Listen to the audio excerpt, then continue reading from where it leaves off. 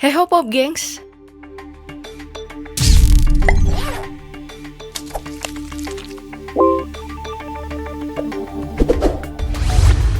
Selamat datang di Trend of the Day.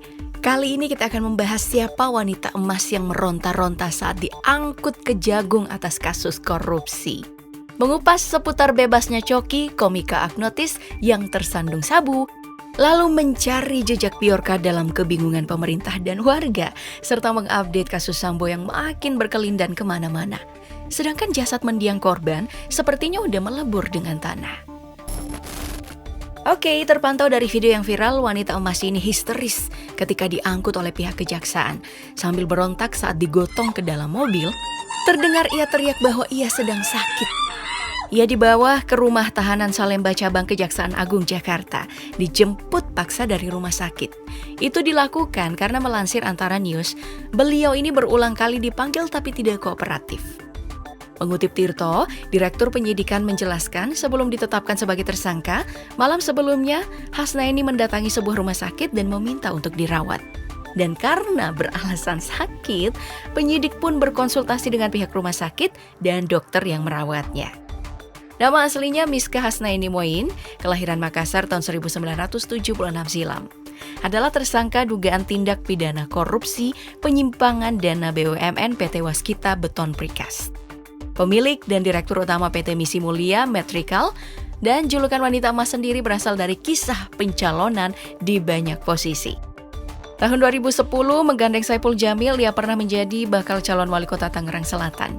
Membawa slogan emas yang berkepanjangan dari era masyarakat emas, simbol dari kesejahteraan.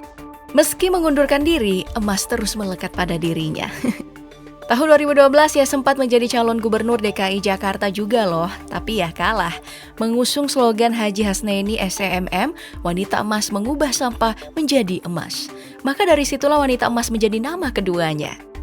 Tak kapok ia kembali berniat mencalonkan diri dalam bursa pemilihan gubernur DKI Jakarta tahun 2017 dan kembali membawa slogan Menuju Jakarta Emas.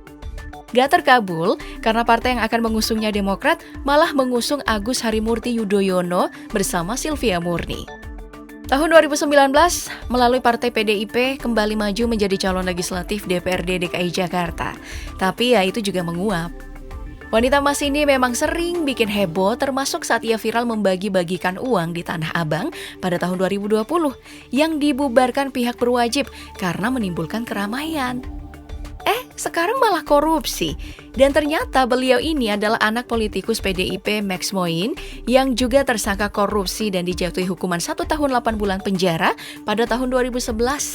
Padahal beliau adalah mantan Ketua Komisi 9 periode 1999 hingga 2004. Tapi di masa itu ia tersandung 2 kasus heboh, yakni kasus fotosyur dengan seorang perempuan dan juga pelecehan terhadap sekretaris pribadinya. Ia pun lantas dipecat. Wanita yang betul-betul emas ya, mengkilap dan sangat bernilai tapi tak berguna. Ada juga sih sedikit bergunanya tapi nggak bernilai ya. Bahkan sempat menjuluki dirinya sendiri sebagai musuh masyarakat.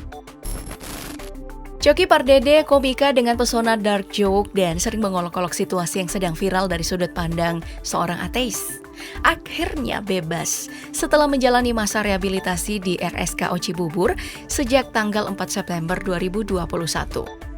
Ia sendiri diamankan pada tanggal 1 September 2021 atas kasus penggunaan narkoba.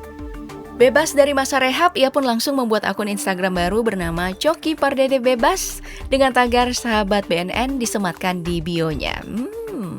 Habis ini apakah ia menjadi cepu baru? Gak ada yang tahu.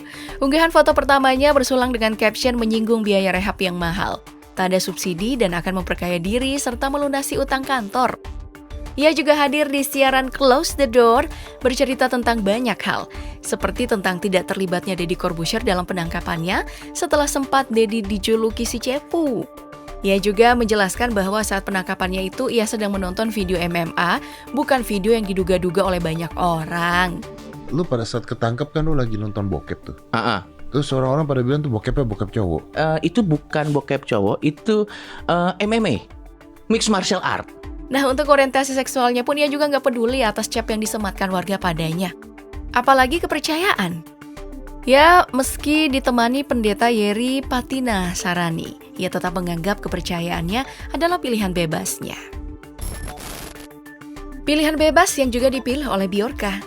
Sosok hacker yang sampai sekarang gak ketemu juga di dunia nyata. Pemerintah sampai menggelontorkan dana ratusan miliar loh.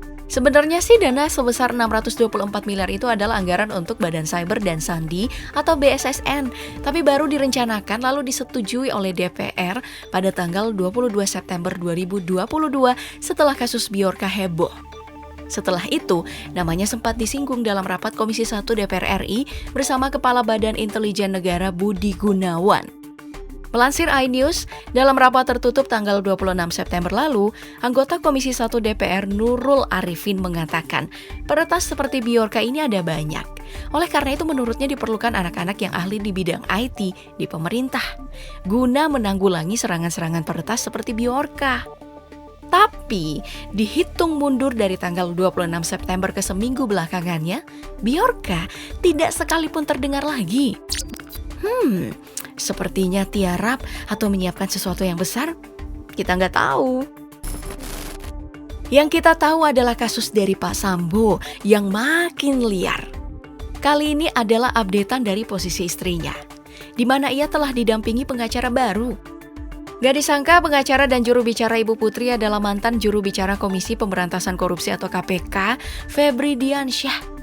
Melansir Tempo, setelah mempelajari perkaranya dan bertemu dengan Putri Chandrawati, ia menyampaikan akan mendampingi secara objektif jika bergabung di tim kuasa hukum Putri. Atas pilihan dua rekannya itu, Novel Baswedan, mantan penyidik KPK, mengutip CNN mengatakan, tidak bisa berkata apa-apa. Tapi jika ia dimintai pendapat, maka dia akan menyarankan untuk tidak menjadi kuasa hukum Sambo. Yah, mau ngomong apa ya? Menurut kalian gimana? Coba bantu aku komen di kolom bawah ya. Nanti aku update lagi kabar selanjutnya di Trend of the Day berikutnya. Sampai jumpa!